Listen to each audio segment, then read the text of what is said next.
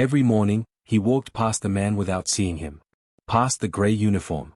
Past the cart with its mop and its bottles and its quiet wheels on the polished floor. Past the bent head, the steady hands, the man who arrived before the sun and left before anyone thought to look. Jason Cooper controlled half the land in Hawaii. His name was on towers. His signature was on deeds.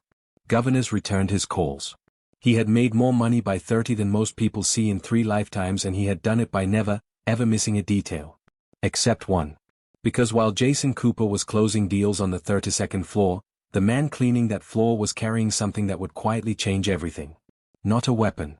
Not a secret that could destroy him. Something far more dangerous than that. The truth. 400 pages of it. Written in the early morning silence, in longhand, on a legal pad, by a janitor named Marty Sheldon, who happened to know more about the land beneath Jason Cooper's empire than Jason Cooper ever thought to ask. This is a story about power and who actually holds it. About the names on buildings and the names that get forgotten. About a billionaire who had everything and a quiet man with a mop who had more. It begins on an ordinary Tuesday morning. It begins with one man looking up from his phone. It begins the moment Jason Cooper for the first time in 11 months actually saw the janitor. And nothing, after that, was ever quite the same. Welcome to Kindness Arena.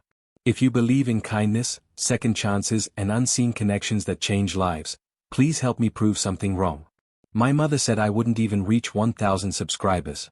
Help me show her that stories like this matter and deserve to be heard by hitting the subscribe button, liking the video, comment your thoughts, where you are watching from, and share it with someone who needs it to stay motivated.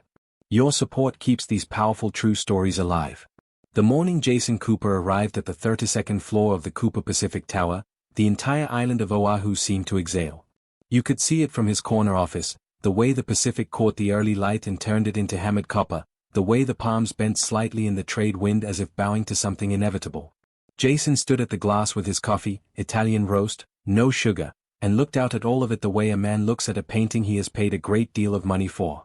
He was 44 years old, which in the world of Hawaiian real estate made him practically a child prodigy. Cooper Pacific Holdings controlled 47% of the premium residential and commercial estates across the archipelago. Hotels in Maui. Resorts on the Big Island. Luxury condominiums rising along the Honolulu waterfront like white teeth. Shopping corridors in Kailua. His father had started the company with 2 rundown apartment blocks in Kaimuki, and Jason had turned that modest inheritance into a machine that generated $260 million a year before expenses. He was not a cruel man. He was not a generous one either. He was, above all else, efficient. He measured everything: people, departments, property values, conversations in terms of their yield. His 3 ex-wives had each, at some point during the divorce proceedings, used the same phrase: he wasn't really there. Not absent in the physical sense. Present in body, somewhere far away in mind, always calculating something the rest of them couldn't quite see. He had 312 employees. He knew perhaps 40 of them by name. The janitor was not one of them. Marty Sheldon had been cleaning the Cooper Pacific Tower for 11 months when Jason Cooper first noticed him. Not because Marty did anything to attract attention, quite the opposite. He was the human equivalent of good weather, something pleasant you failed to register because it never caused you any problems. He was 51, broad across the 51, broad across the shoulders in a way that suggested a different life somewhere in his past, with close-cropped gray hair and hands that had the particular roughness of someone who had spent decades working with them. He wore the standard gray uniform of the contracted cleaning company, pushed his cart through the corridors with the quiet patience of a man who had made peace with all his hours, and spoke to almost no one. When he did speak, it was brief, polite, and instantly forgettable. Good morning. Excuse me, sir. Have a good evening. The executives stepped around him the way water steps around stone. The assistants occasionally smiled in his direction. Nobody asked his name. He arrived every weekday at 5:30 in the morning, well before the first of the managers filed in, and he was usually gone before 10. He cleaned 2 floors, the 31st and 32nd, with methodical precision. The bathrooms were spotless. The glass conference room walls were streak-free. The kitchen on 32, which a dozen executives treated like a private rec room and left accordingly, was restored each morning to a condition that suggested no one had ever touched it. Jason Cooper had walked past him perhaps 200 times in 11 months without once registering his face. The day it began was a Tuesday in October, the kind of slow beautiful day that only Hawaii produces in autumn, the light softer than summer, the air carrying a faint salt sweetness off the ocean. Jason came in early, earlier than usual, which meant 4:50 in the morning because the Kanapali deal had fallen apart at midnight in a series of increasingly terse emails, and he needed the quiet of an empty office to think. The elevators opened onto 32 and he walked the dark corridor toward his office, tapping his phone, scrolling. He almost walked into the janitor. Marty stepped back with practiced ease, pulling his cart smoothly aside. "Sorry, sir. Didn't hear you come in." Jason looked up from his phone for the first time. He saw the man.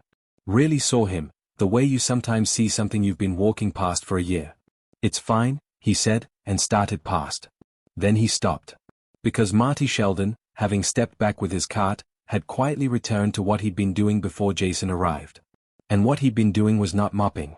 He was standing at the long granite counter of the executive kitchen, a legal pad in front of him, and he was writing, not notes, not a grocery list. He was writing with the absorbed, slightly bowed posture of someone in the middle of something that mattered. "What are you writing?" Jason asked. He wasn't sure why.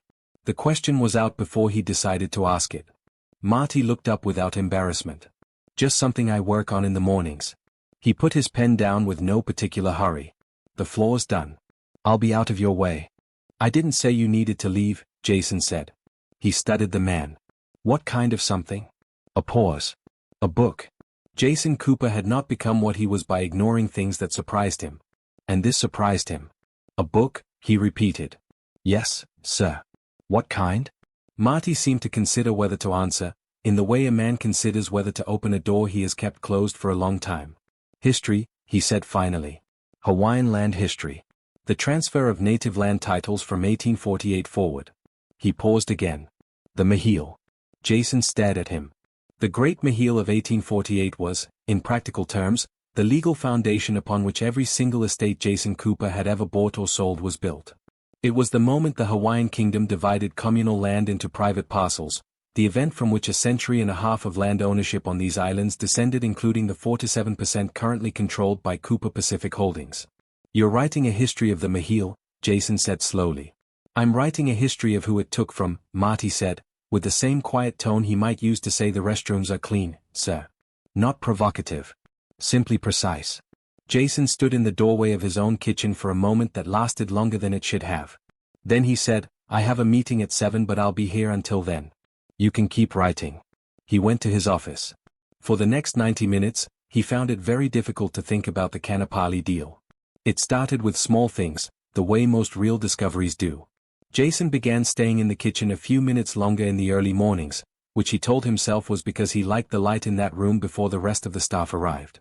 He would review documents on his laptop while Marty worked, and occasionally one of them would say something, and occasionally the other would answer, and slowly, the way a tide comes in, too gradually to watch but too surely to stop, they began to talk. He learned that Marty had grown up on Molokai, the smallest and least developed of the main Hawaiian islands, in a family that had been on the island for 4 generations. His grandfather had worked cane. His mother had cleaned rooms at the one hotel that serviced the island's small tourist trade. Marty had left at 18 on a track scholarship to the University of Hawaii at Manoa, where he had studied history and run the 400 meters with a time that the older coaches still remembered. "You ran track?" Jason said one morning, looking at the broad-shouldered man with new information. 4 years. 2 conference titles. Marty said this without pride, which somehow made it more impressive than if he'd said it with some. "What happened after graduation?" The pause that followed was different from the usual ones. Longer. Weighted with something. "Life," he said finally. "Happened after graduation." Jason didn't push. He was learning, with some surprise, that he didn't have to. Marty would tell him things when Marty decided they were worth telling, and no amount of pressing would alter that timeline. It was the most unusual conversational dynamic Jason had experienced in 2 decades of negotiating with billionaires. What he discovered, over the following weeks, was this. After college, Marty had spent 3 years working for a non-profit land rights organization on Molokai, documenting the histories of native Hawaiian families whose ancestral lands had been lost through the Mahil and its subsequent legal entanglements. He had become, quietly and without credentials beyond his undergraduate degree, one of the most knowledgeable people in the state on the subject of pre-annexation Hawaiian land tenure. He had married. He had a daughter, Leilani, who was now 23 and studying environmental law at Berkeley. He had a son, Kai, 17, who surfed competitively and whose results Jason found one morning in a Google search that he conducted with the slightly furtive feeling of someone reading someone else's diary. He had been a contractor, briefly, then a driver. He had managed a fishing supply store in Kailua for 9 years, and for the last 4 years, since the fishing supply store was bought out by a chain that brought its own management, he had cleaned offices. "Does it bother you?"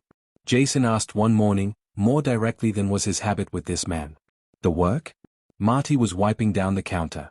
He considered the question with the seriousness he gave to most things. "No," he said. "The work is honest. It's reliable and it gives me quiet mornings." He glanced at his legal pad. "I get more writing done at 5:30 a.m. in an empty office than I'd get anywhere else." Jason looked at the legal pad. He had never asked to read it. He wanted to. He didn't. "How long have you been working on it?" 7 years. "How much is done?" "About 400 pages of research. Maybe 180 of the actual manuscript." Jason was quiet for a moment. Then, "Have you shown it to anyone?" "My daughter reads sections when I finish them." A pause. "She cries sometimes." "Why?" Marty looked at him steadily. "Because it's sad, Mr. Cooper.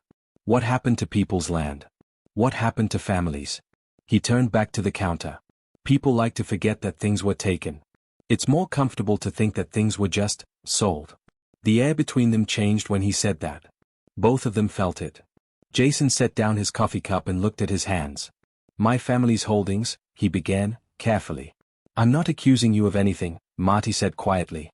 "You inherited what was built. What I'm writing is about the ones who lost it before your grandfather was born." He picked up his clothes again. "History isn't a lawsuit. It's just the truth." By December, Jason had done something he did not entirely understand. He had begun looking forward to Tuesday and Thursday mornings. Those were the days Marty cleaned 32. He found himself arriving earlier on those days, quietly telling his assistant not to schedule anything before 7. His assistant, Priya, who had worked for him for 6 years and prided herself on noticing everything, noticed this. She said nothing for 3 weeks. Then one Thursday she came in at 6:45 and found her employer sitting at the kitchen counter across from the janitor, both of them leaning over a hand-drawn map of Malachi land parcel distributions from 1855. She made herself scarce. That evening she knocked on Jason's open office door. "Can I ask you something personal?" "You're going to anyway." "Who is that man?" "His name is Marty Sheldon. He cleans 31 and 32. "I know who he is," Priya said. "I mean, why are you having breakfast with him every other morning?" Jason leaned back in his chair. It was a good question, and he had been avoiding it.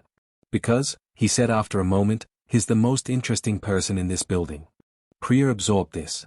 "More interesting than the executives?" "The executives are predictable. I know what they want and how they'll try to get it before they open their mouths." He paused. "Marty doesn't want anything from me. He doesn't adjust what he says based on what he thinks I want to hear. He's not managing me." He turned to the window. "I haven't had a conversation like that in a very long time." Priya was quiet for a moment. Then, "What does he talk about?" "History. Land. His family. Hawaiian sovereignty. He ran the 400 meters in college. 2 conference titles." Priya stared at him.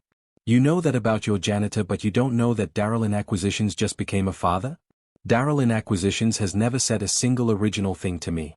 She left his office shaking her head, which meant she agreed. The turning point came on a Thursday in late January, during a meeting that Jason had not planned and could not have predicted. He had been on a call until 6:15 a.m. Tokyo, a resort partnership that kept impossible hours, and arrived on 32 frayed and slightly defeated, to find Marty at the kitchen counter with his legal pad and a thermos of coffee, and beside him, sitting on one of the high stools with a laptop open, a young woman Jason had never seen before. She was 23 or 24, with her father's steady eyes and her mother's sharper features, wearing a law school sweatshirt with the sleeves pushed up, reading something on her screen with the focused ferocity of someone on a deadline. She looked up when Jason came in. She looked at him the way people who have heard a great deal about someone look at them when they finally appear in person, steadily, without much deference. "Leilani," Marty said. "This is Mr. Cooper." "I know who he is," she said. Then, to Jason, "My dad talks about you. He says you're smart and that you listen, which he means as a single compliment." Jason sat down at the counter. "What are you working on?" "A brief," she said. "Third-year clinics. We're filing a land rights petition on behalf of 3 families in Malachi who have documentation showing premaheel continuous use going back to 1835. It's not going to win, but it's going into the record. Why won't it win? She looked at him with an expression that suggested she had expected a dumber question. Because the properties are currently held by 3 separate LLCs which trace back through 6 ownership layers to the original Millionaire grants. Untangling that in court would require 10 years and 6 figures in fees that the families don't have. Which families? She told him. 2 of the 3 names Jason did not recognize. The third he did, Kealoha. He had heard that name from Marty before, in the context of a fishing family on the north side of Molokai that had worked the same coastline for generations. He had also heard that name, very recently, in a different context. In the context of a small parcel of coastal land that Cooper Pacific had acquired 2 years ago as part of a larger bundled purchase, land they hadn't done anything with yet because the access road was contested. He was quiet for a long moment. The Kealoha land on the north shore, he said carefully. The parcel with the contested access. Leilani's eyes sharpened. That's one of the 3. Cooper Pacific holds that title. The kitchen was very quiet. Marty had put down his pen. He was watching Jason with an expression that was neither hopeful nor accusatory. It was the expression of a man who has learned to wait without expectation. Can I read your brief? Jason asked Leilani. She looked at her father. Marty gave nothing away. Why? She said. Because, Jason said, I'd like to understand what I'm holding. He read the brief over the weekend. Then he read 3 of the source documents Leilani had cited. Then, at 11 p.m. on a Sunday, he called her on the number Marty had given him. The 1853 survey map you referenced, he said. Where did you get it? State Archives. My dad found it 7 years ago. It was misfiled under sanitation records. Jason sat in his dark living room with the ocean moving outside his floor-to-ceiling windows. Your father found a misfiled 1853 land survey in the state archives. He goes there most Saturdays. Has for years. He's found 4 documents in the last decade that nobody knew existed. 2 of them changed the outcome of land cases. He never told me that. He doesn't tell people things to impress them. Her voice was dry, affectionate. He tells them things when they need to know. Jason thought about this. He's been working on this book for 7 years. He started it 3 months after my grandfather died. My grandfather spent his whole life convinced that the land his family had farmed for 100 years was taken from them by something he could never quite name. Dad wanted to name it. Properly. In writing. So that it exists somewhere. He's not angry, you know. I asked him once if he was angry and he said anger is just grief that doesn't know what to do with itself. He says grief, you can use. Jason Cooper sat in the dark for a long time after the call ended. In March, Jason Cooper did something that made his board of directors look at him the way people look at someone who has said something perfectly logical in a language they don't speak. He transferred the title of the Kealoha North Shore parcel back to the Kealoha family. Not sold. Transferred. At no cost. With a legal note attached to the deed that Leilani had helped draft, acknowledging the historical continuity of the family's presence on that land. The board meeting was lively. This is not a business decision, said his CFO, which was true. It's not precedent-setting, said his head of legal, which was also, technically, correct. They had structured it carefully enough that it wasn't. It's the right thing, said Jason Cooper, which was the kind of sentence he had never said in a board meeting before and which landed in the room like a very large and unexpected piece of furniture. He also did 3 other things. He offered to fund the publication of Marty Sheldon's book through a small press that Cooper Pacific would quietly capitalize, no branding, no company name on the cover, no acknowledgement required. He made this offer over coffee on a Thursday morning, in the kitchen on 32, and he made it in the same straightforward tone Marty had always used with him. Marty looked at his legal pad. He was quiet for a long time. Why? He asked. Not suspiciously. Just, as always, precisely. Because it should exist, Jason said. You said you were writing it so it would exist somewhere. This is a way to make it exist in more places. Marty thought about this for 2 weeks. Then he said yes. The second thing Jason did was restructure his company's community engagement division, a department that had, up to that point, consisted primarily of a social media manager and a calendar of charity golf tournaments into something with an actual mandate. He hired Leilani Sheldon as a consultant, to conduct historical land assessments on Cooper Pacific acquisitions going forward, and to advise on community engagement with Native Hawaiian stakeholders. She took the job on the condition that it didn't compromise her law degree, which she would finish in May. He agreed. The third thing was smaller and the most personal. He learned Marty's name. Not just the fact of his name, which he had known for some time. He learned the weight of it. He started using it in the morning when he said hello. He made sure Priya knew it. He mentioned it in a staff email. Marty Sheldon, who keeps 31 and 32, will be working flexible hours through April while he finishes a writing project that was so unexpected in tone and content that several employees read it twice to make sure they hadn't misunderstood. Daryl from acquisitions stopped Marty in the elevator the next day and introduced himself. The book came out in September, 9 months after the kitchen conversation that had started all of it. It was called What the Land Remembers, Native Hawaiian Tenure and the Legacy of the Mahil. It was published by a small academic press in Honolulu. It was 348 pages, densely researched, beautifully written, and it had a short dedication at the front that read, "For my father, who worked the land. For Leilani, who defends it. For all the names in these pages, who deserve to be called by them." There was no acknowledgement of Jason Cooper. He had requested it that way. The book was reviewed in 2 academic journals and 1 Hawaiian newspaper, which called it the most important work on Hawaiian land history published in a decade. It did not sell a vast number of copies. It was adopted as required reading by 3 university courses within 18 months. Marty kept cleaning offices. He added a 3rd floor to his route in November, partly for the money and partly because the extra floor had large windows on the east side and the light in the mornings was remarkable. He continued to arrive at 5:30. He continued to write, because the Mahil book, it turned out, was the first of 3 he had planned. On Tuesday and Thursday mornings, Jason Cooper arrived early. They would sit in the kitchen at 32 as the sun came up over the Pacific and filled the room with horizontal light, and they would drink their respective coffees. Italian roast, no sugar. Marty's from a thermos, black with a small amount of honey, and they would talk. About the book. About Leilani's cases. About Kai's surfing. About the history coiled underneath the islands like something alive. About the way a man could spend his whole career measuring value and miss the thing in front of him. "You know what I've been thinking about?" Jason said one morning, looking out at the ocean below. It was the kind of morning the islands produce occasionally, the light so clear and the air so still that everything seems to be waiting for something. "Tell me," said Marty. "I've been thinking that this building is named after my family. Cooper Pacific Tower. 4 to 7% of the estates on these islands have my name somewhere on the paperwork. And people know my name everywhere I go. And for 11 months, you were in this building every other morning, carrying 400 pages of the most important thing being written in this state, and I didn't know your name." Marty looked at his coffee. "You know it now?" "Yes." "Then you're ahead." Marty said this without irony, without comfort, without anything except the simple arithmetic of it. Some people never get ahead. Jason Cooper looked out at the Pacific. The trade winds were moving across the surface of the water far below, texturing it, making it look like hammered copper in the early light. He had looked at this view 1,000 times. He had never seen it quite the way he saw it now. He thought about all the floors he'd walked through in this building, all the corridors he'd moved along without looking up.